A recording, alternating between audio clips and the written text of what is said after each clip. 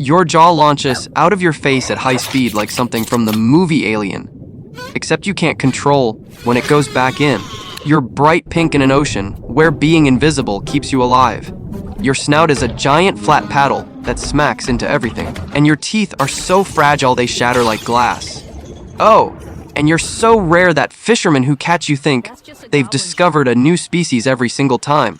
Welcome to life as a goblin shark, where your face is a broken weapon, your color is a death sentence, and you're basically a swimming design failure. Okay, imagine your entire hunting strategy depends on a body part that explodes forward without warning. Your jaw doesn't just open, it extends. It shoots out of your skull like a xenomorph from a horror movie, grabs prey, then slowly retracts while you hope nothing attacks you during the process. You're bright pink, which is possibly the worst color for a deep sea predator trying to be sneaky. And you have a giant flat blade sticking out of your face that serves almost no purpose except making you look ridiculous. Scientists call you a living fossil, but honestly, you're more like a design prototype that should have been scrapped. You look like evolution was experimenting with what if sharks but weird, and then forgot about you in a drawer for 125 million years. Let me explain why having a detachable jaw and hot, pink skin makes you the ocean's most embarrassing predator. Let's start with your most shocking feature, your slingshot jaw. Most sharks bite by opening their mouth and chomping down normal. Simple. Effective. Your jaw is on springs. Well, not actual springs. Elastic ligaments that stretch like rubber bands. Here's what happens when you hunt your swimming along, looking for prey with your ridiculous paddle. Nose. You detect something edible with your electrosensors. You get close, maybe 2-3 feet away. Then your jaw launches forward at high speed. It shoots out of your mouth opening by up to 3 inches in a fraction of a second. Your teeth extend way beyond where your face ends. You grab the prey with this extended jaw. Then, and here's where it gets awkward, your jaw slowly retracts back into your skull like a measuring tape rolling back up.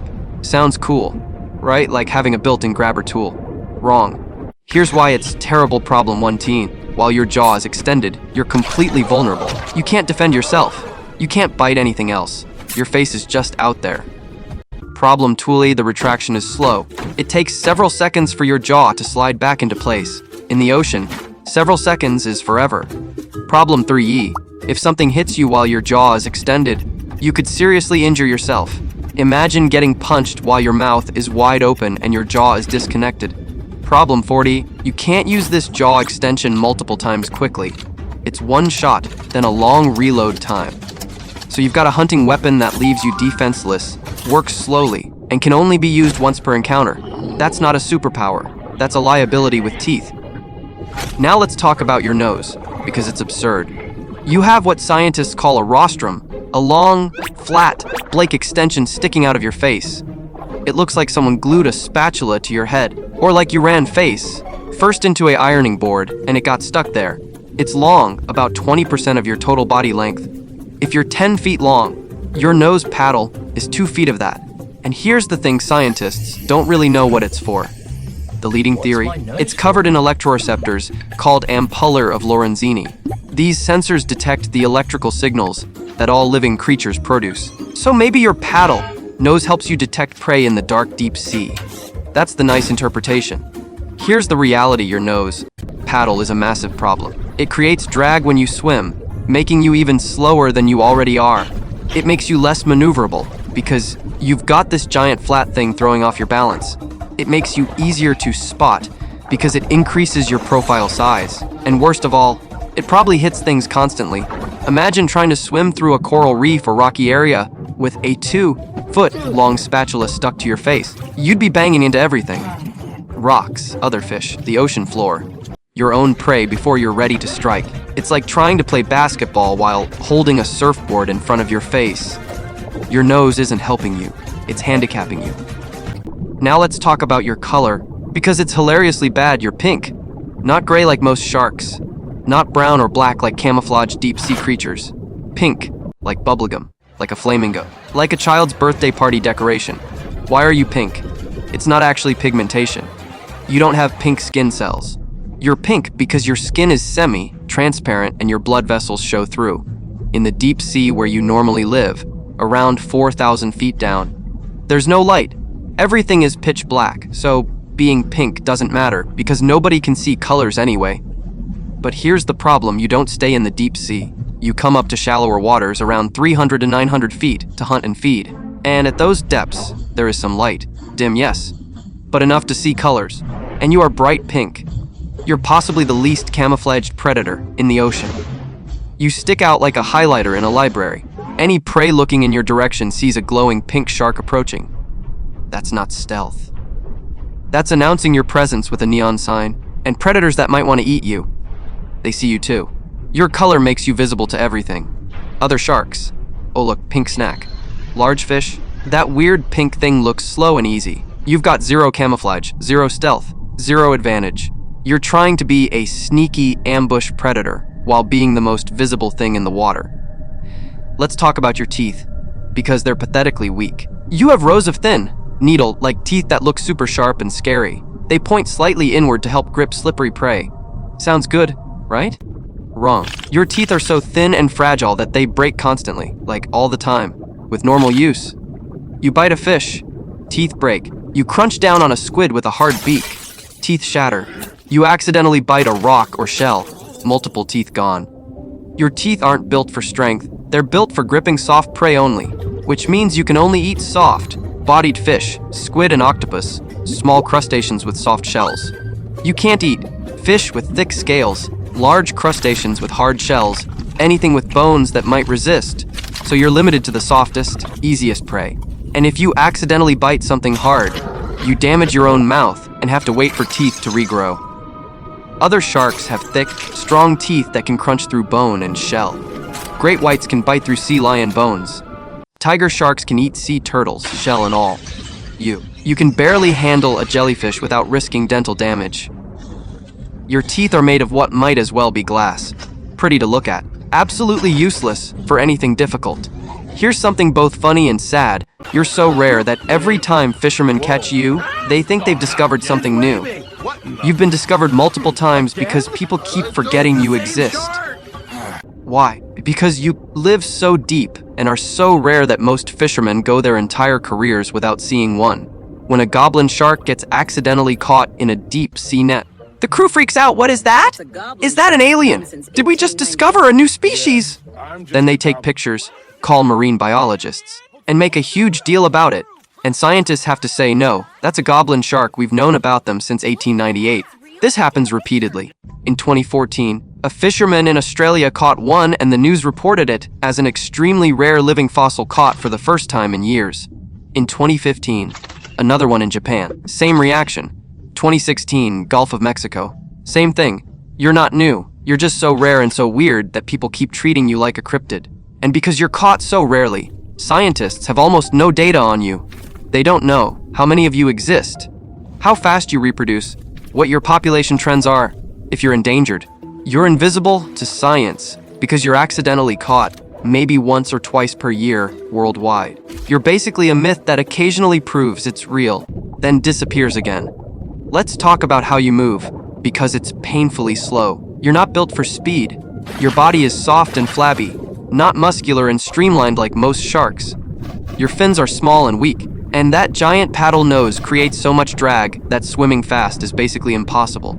Scientists estimate you swim at roughly 1 to 2 miles per hour. That's walking speed for a human on land. A human could swim faster than you. Why are you so slow? Energy conservation. You live in the deep sea where food is incredibly scarce, so your body is designed to use as little energy as possible. Slow swimming, slow metabolism, slow everything. You're basically in permanent energy saving mode. But this creates massive problems. You can't chase fast prey. They easily outswim you. You can't escape predators.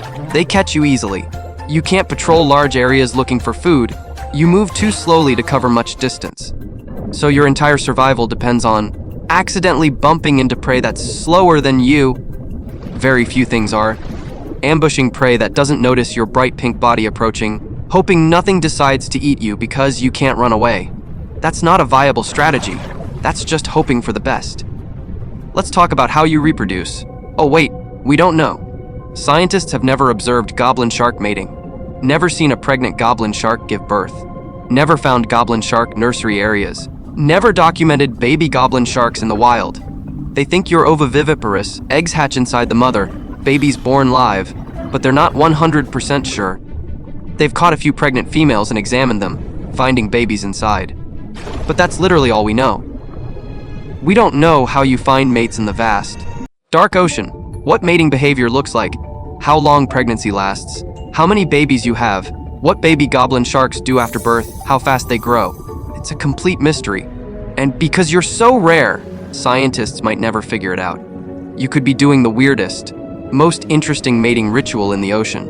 Or you could just awkwardly bump into each other in the dark and hope for the best. Nobody knows. Your entire reproduction cycle is a question mark, which means if you're going extinct, we won't know until it's way too late. Here's something disturbing: your body is soft and flabby. Most sharks are muscular and firm. Their bodies are built for power. You're like a water balloon with fins. Your muscles are weak and underdeveloped. Your skeleton is made of cartilage, like all sharks, but yours is particularly soft and flexible. Your skin isn't tough, it's thin and delicate. Why? Again, energy conservation. Maintaining strong muscles requires lots of food and energy. You don't have access to that much food. So your body said, let's just be soft and floppy. Who needs muscles? But this creates serious problems. You can't fight off predators. You have no strength to resist. You can't bite down hard. Your jaw muscles are weak, even with the spring-loaded extension. You can't swim through strong currents. You get pushed around easily. And here's the worst part. When fishermen accidentally catch you in deep sea nets and bring you to the surface, you basically fall apart. The pressure change causes your soft body to expand and rupture. Your internal organs swell. Your skin tears. By the time you reach the surface, you're often dead and your body is damaged beyond recognition. You're so soft and delicate that even being caught kills you. Let's talk about your place in evolution, because it's not great. You're called a living fossil. You've been around for 125 million years, basically unchanged. You existed when dinosaurs were still alive. You've survived multiple mass extinctions. Sounds impressive, right? But here's the reality: you survived by being so rare and so deep that nothing bothers with you. You didn't survive because you're well adapted. You survived because you're basically hiding in the deep ocean, where almost nothing else lives. You're not thriving. You're not dominating. You're not successful. You're just still here. Barely. And other sharks have evolved and become better. Great whites. Incredibly successful, spread worldwide. Hammerheads. Specialized in thriving in their niches. Whale sharks, massive and efficient filter feeders. You, still doing the same thing your ancestors did 125 million years ago. Still pink, still slow, still weird, still barely surviving. You're an evolutionary footnote, a reminder of what sharks used to be before they evolved into something better. Finally, let's talk about your biggest threat: fishing nets. You're not targeted by fishermen. Nobody's trying to catch goblin sharks on purpose. But you get caught accidentally in deep, sea trawling nets. These are massive nets dragged along the ocean floor, catching everything in their path. And you're slow, clumsy, and have no way to detect or avoid nets. So you swim right into them. Then you're dragged up from the deep sea to the surface. The pressure change kills you. Your soft body can't handle the rapid decompression. By the time the net reaches the boat, you're dead. The fishermen take pictures of your weird pink alien-looking corpse, then throw you back. You die for nothing. You're not even kept for food, you're just by catch, and this is happening more and more as deep sea fishing expands. Humans are fishing deeper than ever before. More nets at your depth means more accidental goblin shark deaths. And because you're so rare and reproduce so slowly, every death matters. You could be going extinct right now, and we wouldn't know because we have no population data. You survived for 125 million years just to be wiped out by fishing nets you can't see, avoid, or escape from. So let's recap what it's like being a goblin shark. Jaw launches from your face, leaves you vulnerable for seconds. Giant paddle, nose creates drag and smacks into everything. Bright pink color, worst camouflage possible. Teeth are so fragile they shatter on hard prey. So rare fishermen think you're a new species every time. Swim at 1-2 month walking speed. Reproduction is completely unknown, total mystery. Soft, flabby body, no muscles, no strength. Die from pressure change if brought to surface. Evolutionary dead end. Haven't improved in 125 million years. Killed accidentally in fishing nets you can't avoid. Might be going extinct and nobody would know.